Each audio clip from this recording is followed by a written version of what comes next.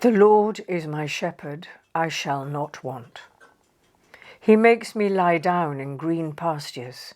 He leads me beside quiet waters. He refreshes my soul. He guides me along the right paths for his name's sake. Even though I walk through the valley of the shadow of death, I will fear no evil, for you are with me. Your rod and your staff, they comfort me. You prepare a table before me in the presence of my enemies. You anoint my head with oil. My cup overflows. Surely your goodness and love will follow me all the days of my life, and I will dwell in the house of the Lord forever. There are times in our lives when the certainties we've lived by have suddenly been swept away, and we're in the frightening situation of having to reevaluate everything we thought we knew. It might be during times when someone close to us has died. It might be during the discovery of an illness, of the loss of a job, a broken relationship, a home. Collectively, we're living through such a time, with wars and conflicts between nations, with the plight of so many homeless and starving people in the world growing ever more desperate, when the effects of climate change have been seen so dramatically this past year. At such times, our deepest need is for comfort, for reassurance, for certainty, for hope. We need something to calm our souls. Psalm 23 was written as a song. It's generally agreed to have been written by King David.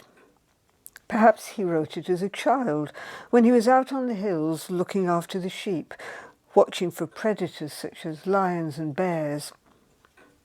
Most probably it was written much later when David was king, written at a dark moment of his life when he was surrounded by problems and might well have been mourning the death of his beloved son, Absalom. It's the best known and best loved psalm in the world, and for around 3,000 years it has touched people, those with and without a faith. One of the reasons is, I think, because it resonates throughout with a belief and trust in a real, personal, living God, who is with us throughout our lives and beyond, who provides for all our needs, who watches over us, protects and cares for us, who, as David puts it, gently leads us back to green pastures when we've gone astray, leads us to places where we can find rest. He writes that even in the worst of times, when we're surrounded by enemies, when we walk through the valley of the shadow of death, God is a constant. In times of happiness and in times of despair, God is with each one of us. And at the last, God's care, his goodness and mercy are with us forever. So what do we know of the man who composed it? Well, he's the first man whose life from early childhood to old age has been chronicled. Some scholars have called it the oldest piece of history writing by at least half a millennium. But outside the Bible, David has left little trace.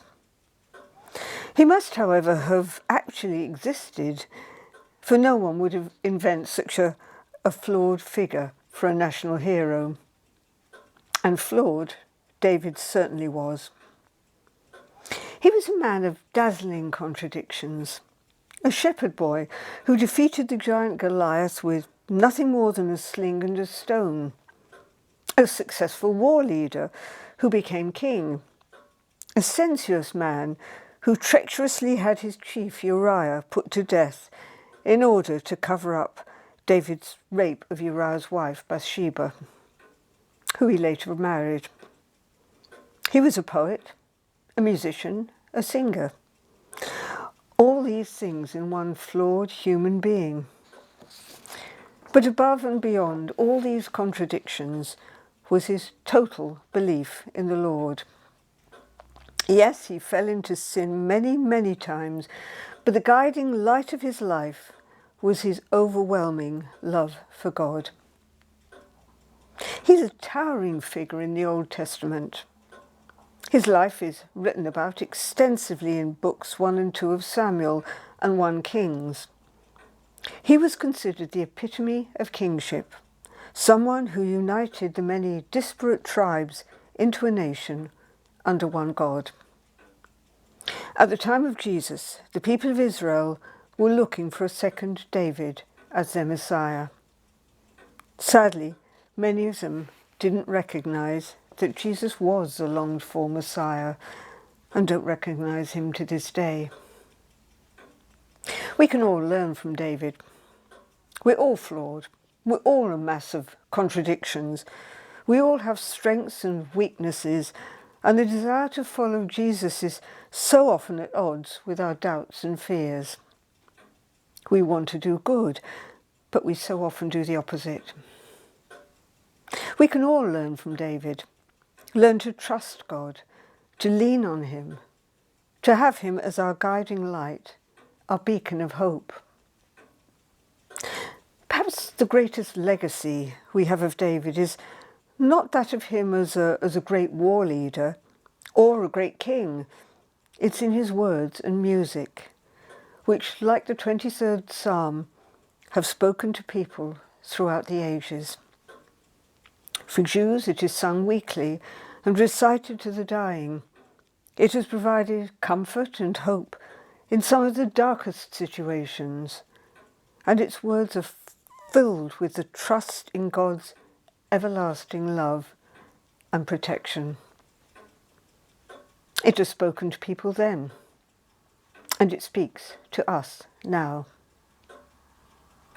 Amen.